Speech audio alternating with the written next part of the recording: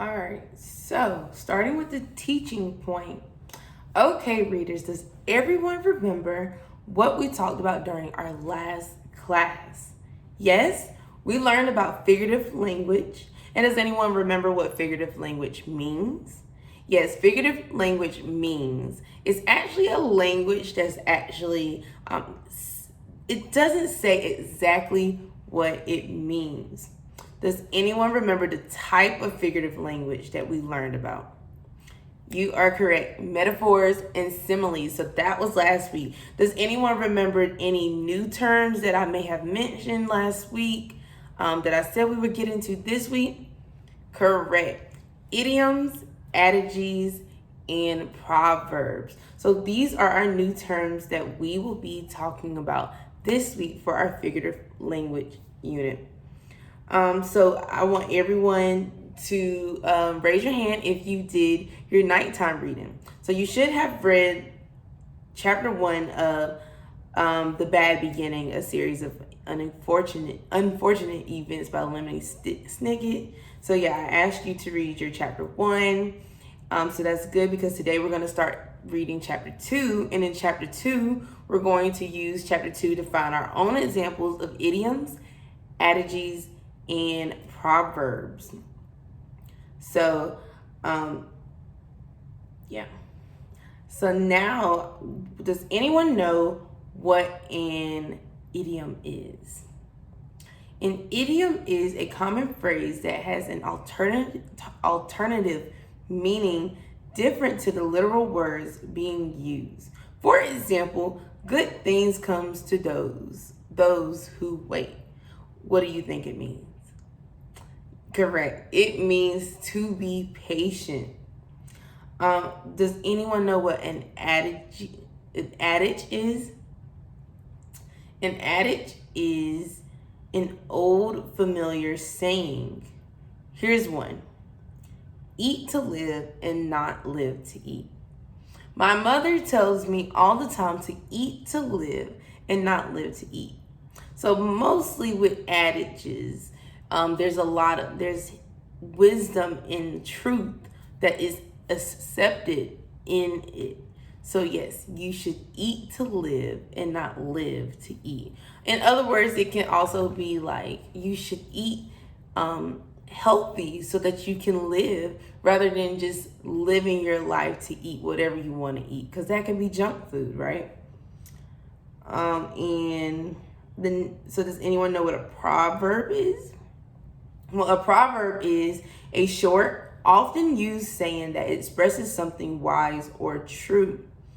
Most people will say that an adage and a proverb can be used interchangeably because they usually share the same phrases and meanings. And so they're very similar. But in proverb, here's an example of a proverb. A picture is worth 1,000 words. What do you think that means? A picture is worth 1,000 words. That sounds like it means, a picture can convey more than words alone. And if that's what you're thinking, then you are exactly right. So all of these are different types of figurative language. And what does figurative language do for our text? What did we talk about before? Figurative language gives expression and it makes our text more expressive. So when we are reading figurative language, it makes text more exciting, right? So when you see figurative language in the text, then you can guarantee that the author is trying to bring more excitement and more feelings and emotions and visuals to their text. They're trying to trigger all of your senses instead of just what you're reading, just your eyes and what you see.